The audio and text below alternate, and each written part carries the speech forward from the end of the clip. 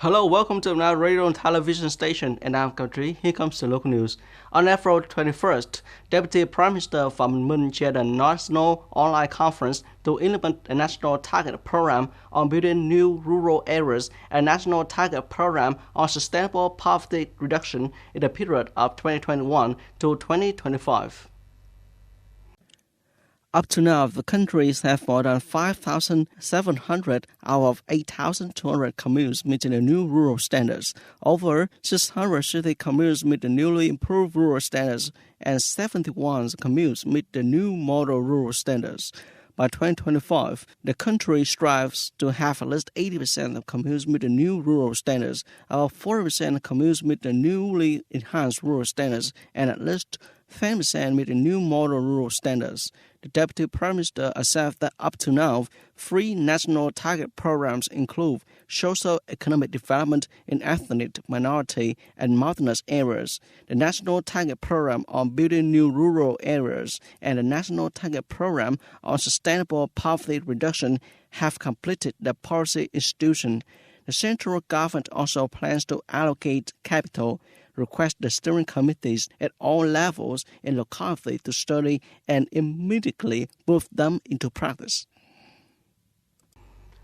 On April 21st, the delegation of the Provincial Party Committee, led by Comrade Nguyễn Hồng Lĩnh, member of Party Central Committee, Secretary of Provincial Party Committee, came to lay wreaths and offer incense to pay tribute to the heroic martyrs at Martyrs Temple of Long Khánh City on the 47th anniversary of liberation of Xuân Lộc.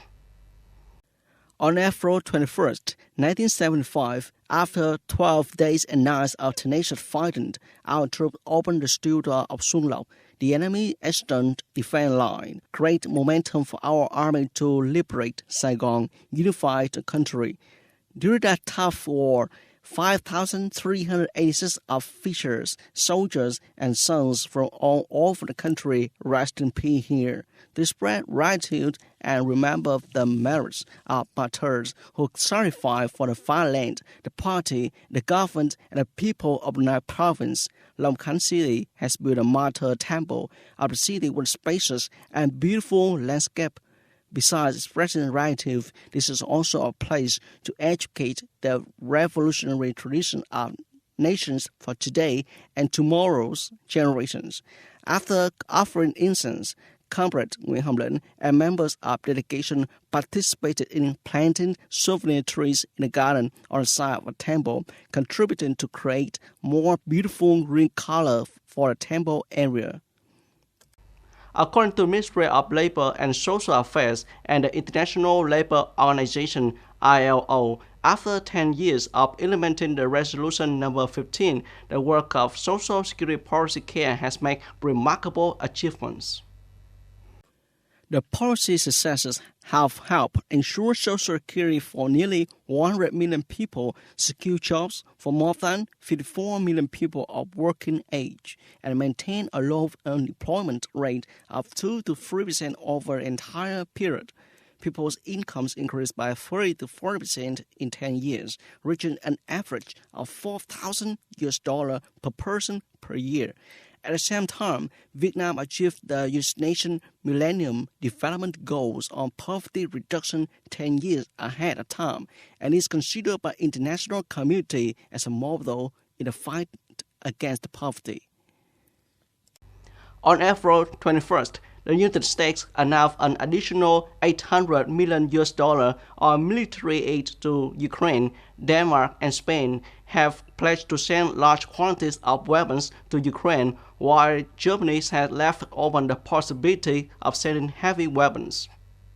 U.S. President Joe Biden announced a new military aid package for Ukraine worth of $800 million. The U.S. Treasury Department also announced it would provide $500 million in economic aid to help Ukrainian government pay salaries and other expenses to its employees. Meanwhile, Danish Prime Minister Mette Frederiksen announced a new military aid package for Ukraine worth $90 million. Spanish Prime Minister Pedro Sanchez said Spain has sent a new shipment of 200 tons of ammunition and military supplies to Ukraine. Germany also reached an agreement with its Eastern European partners to supply Ukraine with a patch of heavy weapons. Juan Orlando Hernandez, the former president of Honduras, boarded an extradition flight from Drug Enforcement Administration DEA to the United States on April 21st. Hernandez will be charged on charges ranging from drug trafficking to weapons. If convicted, he could face life in prison. Hernandez was arrested in February 2022 on U.S. extradition request shortly after leaving office. He led Honduras for 2 terms from February 27, 2014 to February 27, 2022. Hernandez's younger brother, former Congressman Tony Hernandez, was sentenced to life in prison in the United States in March 2022. That's all for today. Thanks for watching and goodbye.